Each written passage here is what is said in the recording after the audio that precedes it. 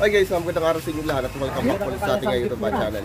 Ngayong araw, gagawin po natin ngayon magli-layout na po tayo para sa ating foundation dito sa ating project. Ngayon ay papaliwanag ko lang sa inyo ng konti kung paano namin na ginawa ni Foreman yung pag-layout dito para sa mga poste ng ating project. Kaya nasamahan nyo ngayon, tara. Alright mga master, so good morning. Ayan, bali maglalaglag na tayo ngayon dito ng poste. So bali binabalukutan lang nila ng bakal yung mismo puno ng ating poste. Then dito, ayan, so nilaglagan na lang natin siya ng parilya. So may parilya na tayo rito at saka nilagyan din natin siya ng agraba at saka ng spacer. So may spacer tayo ginawa dito o yung ating puto para hindi lumapat yung bakal. Okay. Then dito naman, so ayan na, lalaglag na nila. Bali papakita ko na lang sa inyo mga master yung natin foundation plan. So konting na lang paliwanag kung panawa yung ating layout dito sa ating project. Right, so hindi tayo masyadong expert dito pero I try my best para maintindihan din ninyo. Okay, so nag-aaral din tayo pagdating sa structural mga master. Ayan, so guys yung ating mismong area ng ating lote. Okay, so paano nga ba natin masusukat kung gaano kalaki yung ating lote? So kukuha nyo lang mga master yung lapad natin. Bali yung lapad ng ating area ng ating lote is umaabot po ng 9.6 meters, and then yung haba natin is umaabot po ng 12.5 meters. So gagawin nyo lang dito, i-multiply nyo lang yung ating length at saka yung ating width. So yung width natin is 9.6 times 12.5, so ito yung ating haba, so equivalent of 120 square meter. Okay, so yung area natin, buong lote natin is 120 square meter po yung laki. So dito naman sa ating area ng lote natin, meron po tayo dyang bakod. So bukod sa ating bakod ay nag-adjust po tayo ng 2 meters sa haba. Okay, so sa taas tsaka sa baba natin. So kung mapapansin nyo rito, yung haba ng ating lote is 2 meters buhat dito kasi may bakod tayo rito, 2 meters, and then 2 meters also rito.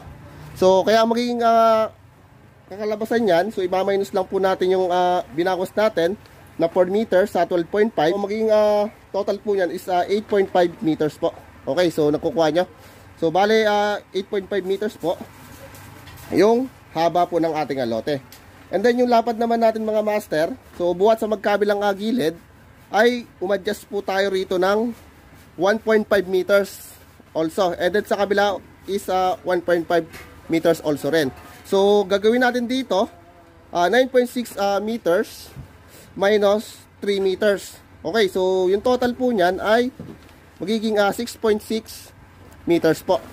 Ngayon, paano nga ba natin malalaman kung gaano nga ba kalaki yung sukat ng ating lote? Okay, so kanina kinuha na natin or in-adjust na natin yung lote, yung haba at saka yung lapad ng ating lote.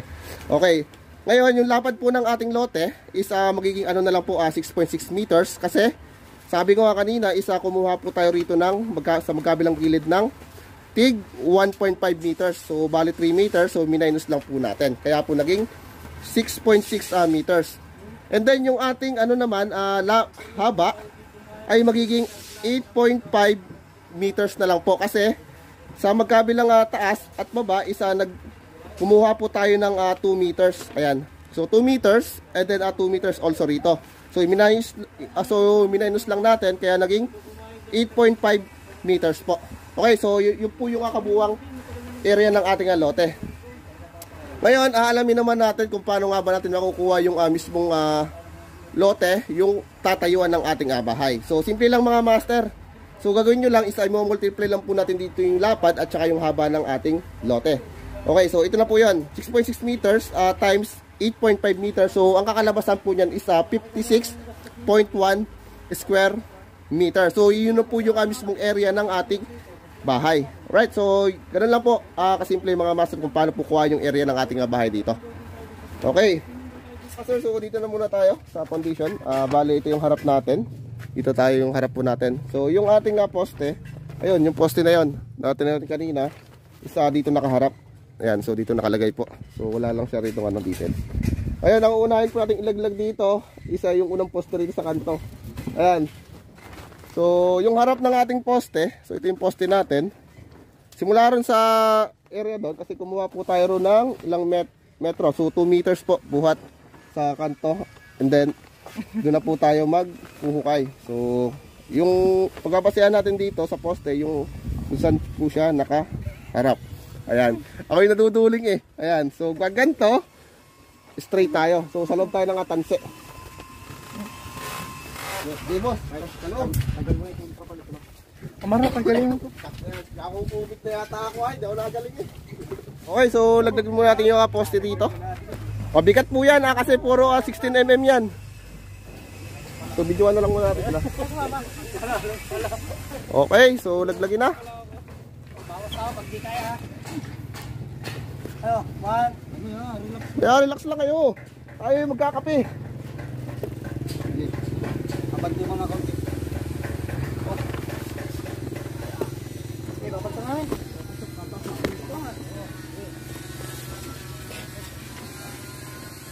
Ano, kaya ba? Ay, yan.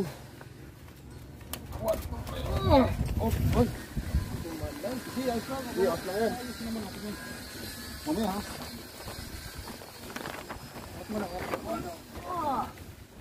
Yun. Hawak. Hawak ka. Sige. Hawak ka.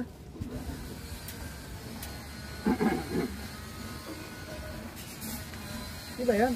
Okay. So dito tayo ngayon sa unang kanto. Unang poste natin.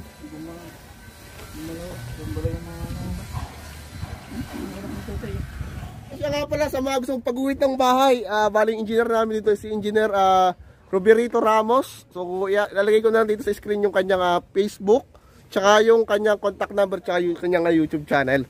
Guys, supportahan nyo itong tao na to. So magaling itong gumawa ng plano. At tsaka maggawa ng 3D animation para sa inyong bahay. Okay, so please support Roberto Ramos. Ayan, yung kanyang channel at tsaka yung kanyang Facebook. So lalagay ko na lang guys sa description box yung kanyang link para makontak niyo siya. Okay, so thank you. And then sa last part, ilalagay natin dito yung animation itong ating bahay. So init kayo din sa layout.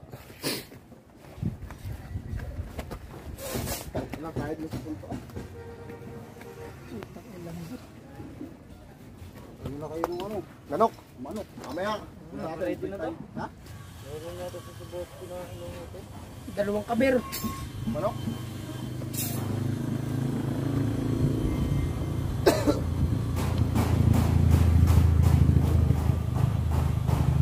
May abot pa na yung 75 meter? Sa ano? Oo.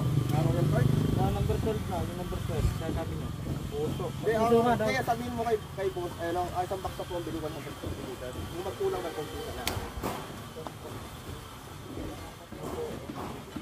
Kasi ang isang box na number 12 ay 150 meters. Oh. Baka yun ay magpang-abot na or kung magkulang ay kunti na lang yung bibilin. Tama, dito na tayo sasabi to. Lumapis man o. Kumulang, isa ko kunti na lang ang kailanganin.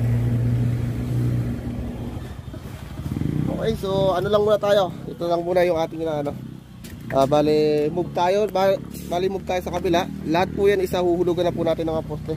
So shout out tayo kay Utoy. Ayan. Ito yung ating veterans dito magpuan. So istilong mo tayo, mainit.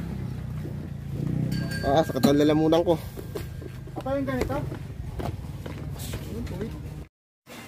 Ayan. Right mga master, so bali naitali na natin dito yung mismong paan ng ating poste. Dito mismo sa ating parilya. Okay, so tinali na natin ng kawad. Ayan, so tapos na natin to guys sa i-layout. Next natin is dito mga master. Siya nga pala mga master, so kung mapapansin nyo yung ating column dito, yung bakal natin, yung apat na madre na bakal dito, kung mapapansin nyo isa, hindi pantay-pantay po yung putol.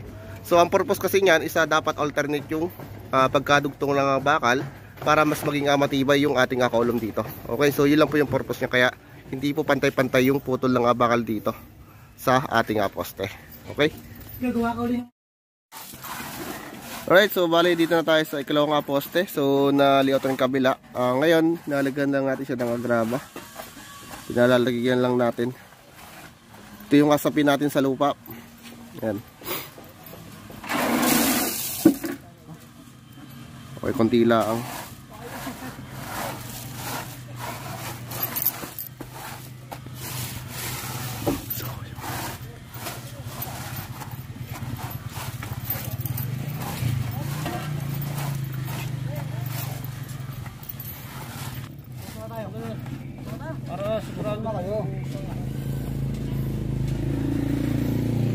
Ayan, bali ilalaglag na natin dito yung ating parilya.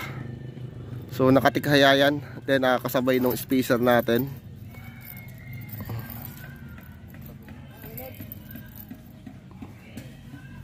Oops, sabit.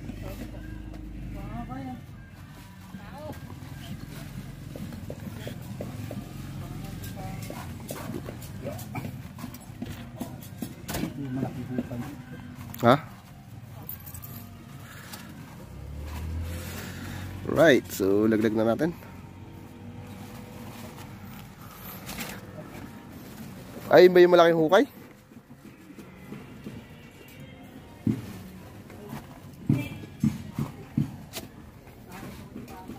Yun. Ingat boss, baka ano.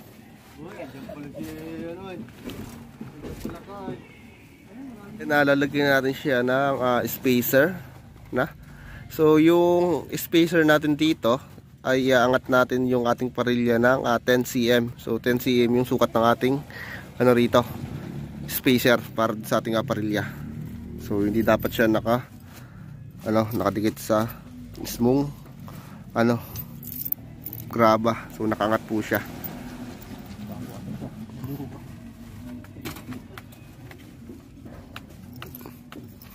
Ayan. So kung tawagin na puto bongbong.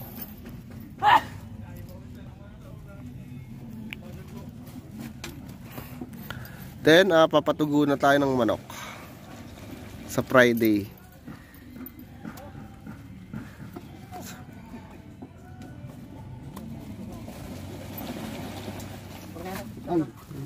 Bago yun eh.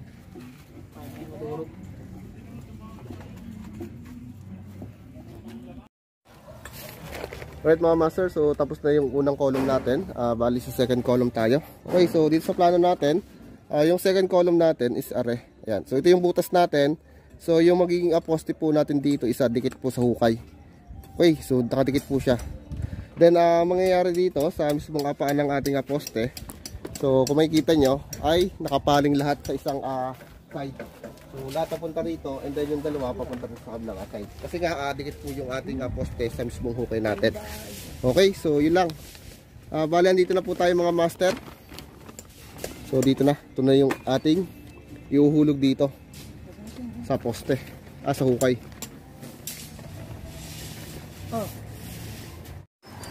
Okay, so buhat natin. Alam mo. Yan, ano ka? Tulong ako, siyempre. Ano nga, ipong lang. Ilang ibabaw. Ay, gagano na. Pagkailalim. Nakapigit yan eh. Isa ko yan. Yan. Awat. Tabunin ka dito. Tumbo. Ito sa ilalim. Palapad. Palamisa ba? Palamisa. Yan. Sige. Doon, bakit doon? Bakit mo doon? Balance ba? Balance. Yan. Dalawa. Sige. Iba ito.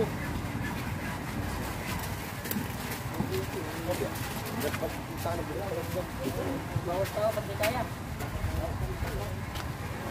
Ay, dito, matang-isang ka. Ano ba ka? Ano? Bakit siya?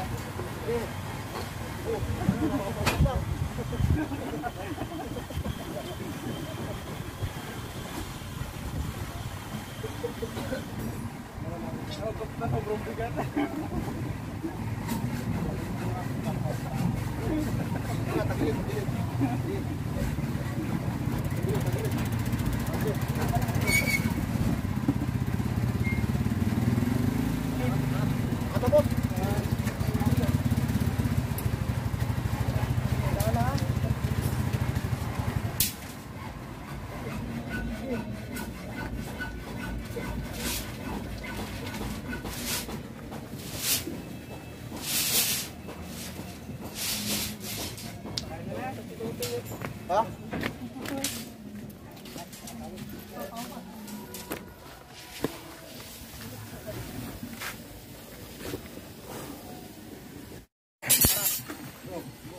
Alright mga master, so bali andito tayo muna sa pinakadulo. So ito na muna yung ihuhulog nating poste. So lalaglag na natin dito yung poste. Ayan. Bali sentro, nasa gitna lang yung poste natin based dito sa ating plano. Okay, so na ito siya mga master, ayan. So sa A, ayan. Dito. Yan. Ikot. Alin? Hindi, tatanggalin mo na yung kahoy.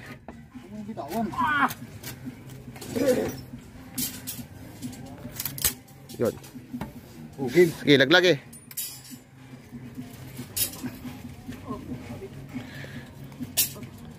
Ay, puta, may tikawad pa. Tagal ka na yung kawadan. Oo. Sige. Okay. Apakan nyo dyan, apakan nyo. Hindi mo may lalayo yung kawadan? Sumasabit ka nyo. Opya, yan. Laglag na. Laglag na. Yan. So kung mayroon pala maglaglag ng poste, puta na. So puro 16mm. So ang bigat. Buat. Ikot natin. Sabi, buhat. Huwag bitawan. Wala ako sa'yo ay. Dami dito. Kaya lang may nakatukod pa sa likod ay. Dito pala ako doon. Pagmanitorong, kamutin nyo. Gigitlihin kita dyan. Gitli ka na naman. Op, tatama si Foreman. Hulog nga eh. Mahulog nga yung hulog. Hulugan ka pala sa ulo. Hindi mo. Okay.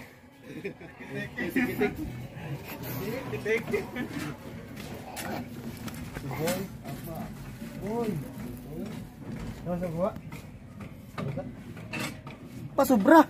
Ha? Sumubra. Ay, babalik ko. Bawi. Hop. Okay. Tulo pa yun. Right mga master, so bali katatapos lang po natin dito mag-layout ng mga poste. So okay na guys, bali na tayo na natin lahat. Bali may tomorrow isa magbubuhos na po tayo. So papaliwanag ko lang sa inyo guys yung ginawa natin dito. Okay. So dito muna tayo sa gilid. Ito yung ating front elevation, yung harapan natin. Ayan, so ito yung front elevation natin, yung right elevation natin sa gilid. And then yung ating rear elevation, and then ito po yung ating left elevation. Right, so regarding nga pala guys sa ating hukay dito. So papakita ko lang sa inyo. Guys, sa plano, yung naging hukay natin, yung luang, tsaka yung haba, isa 1.20 meters and 1 meter. So ibig sabihin, yung lapad natin dito isa 1 meter po, and then yung ating haba isa 1 meter po. Ay nasusukatin ho natin. Ayan.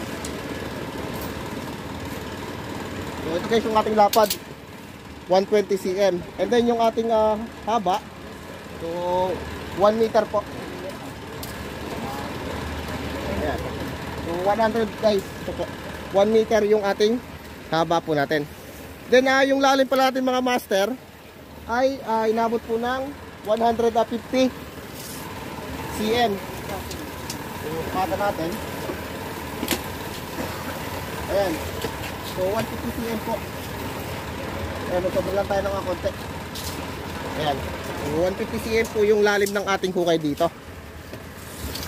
Ngayon, double check na lang tayo. So, sa ginawa natin din eh. Okay.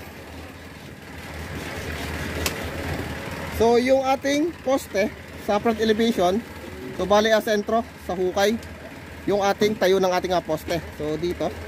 So, nakasentro siya. Then, dito sa gilid. Ayan, mga master. So sa gilid naman natin ay bale, yung poste natin ay dikit po sa hukay. Makikita nyo ito. So ibig sabihin nakadikit sa hukay. Ito po. So nakadikit po yung ating poste sa hukay natin. Yan din sikat ng poste. Yan. So sa ikatlong poste natin mga master, are, ay dikit naman po siya rito sa gilid. Ito. So ito yung poste natin, yung hukay natin, isa nakadikit po rito yung poste natin. Then ito yung ating additional na isa. So yung pagitan natin dito ay 185 meters buhat po sa sentro ng ating poste. Ayan.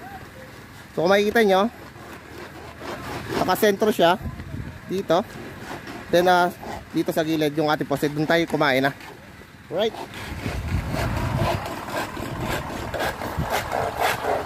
So, dito na tayo. Yan. Sa C. Bali, sentro yung poste natin sa hukay. So, nakasentro siya. Then dito. So, ito guys yung ating bagong layout ng poste natin. Bali, yung poste natin ay dito sa plano ay pahaba po siya. So, pag ganito na siya nilipat natin. Ayan. So, nilipat po dito. Pinalipat ng ating engineer. Then, yung isang poste rito sa gilid. Are. So, ito guys ay nabago rin. Ayan. So, bali dito sana yung hukay natin. And then, yung position natin isa na ilipat. So, dito na tayo kumain sa kabila. Okay. Kasi dito sa pwesto dito ay inilipat po dito yung ating pintuan. So, nalipat po yung pintuan natin dito. Imbis na dito kasi pintuan natin nakaraan, isa nilipat na po natin siya rito. Right? So, dito naman tayo sa B. Mga master. So, tayo. Ayan. So, sentro lang din. So, hukay yung ating poste. Ayan. So, tama. Then, dito. Sa likuran, sa rear elevation natin. Are. So, sentro lang din. So, tama. Then, dito. Sa letter A. Sa gitna ng ating poste. So, ito. So, tama. Pag gayon yung kabig ng ating lapad ng ating poste. Then, dito. Sa kabila. Sa letter A pa rin tayo. Sa right elevation na tayo. So, sentro. Ayan. So, nakaganto siya. Ayan. So, tama. Then, last din eh. So, ito na. Last natin. Sa letter B. Ayan. So, sentro siya. Letter B. Ayan, mga master. So, ito. So, sentro lang yung ating poste rito. Okay. So, chinek lang natin. Bali, sinigurado lang natin dito yung tamang layout ng ating mga poste. Para hindi tayo magka-problema in the future. So, okay na po yan mga master.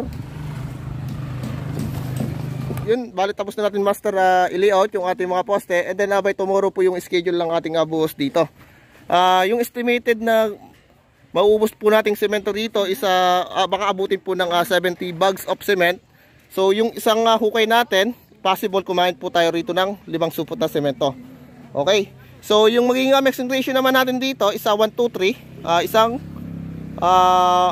semento, 2 buhangin at saka 3 graba. So 1, 2, 3 po yun yung ating magiging mixing ratio po rito mga master. Alright. So tapos na po. Ayan. So ito na yung ating harapan. Okay, so ready na yan. Bali, nilagyan na natin siya ng brace dito para hindi na gumalaw yung ating mga poste. So connect yan hanggang dun sa kabila. Okay, so yun lang po. So yun lang mga master. Bali, katapos lang natin po dito mag-layout ng mga poste ni Foreman. So shoutout kay Foreman. Foreman, saan ka ba ka? Dito ka. Layout na kami. Ito guys, Foreman. Ito yung kasama sa pag-layout dito. Okay.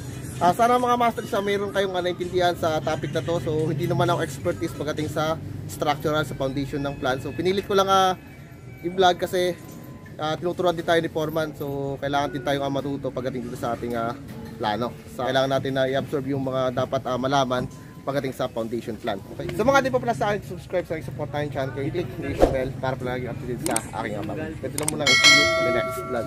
Kasama na.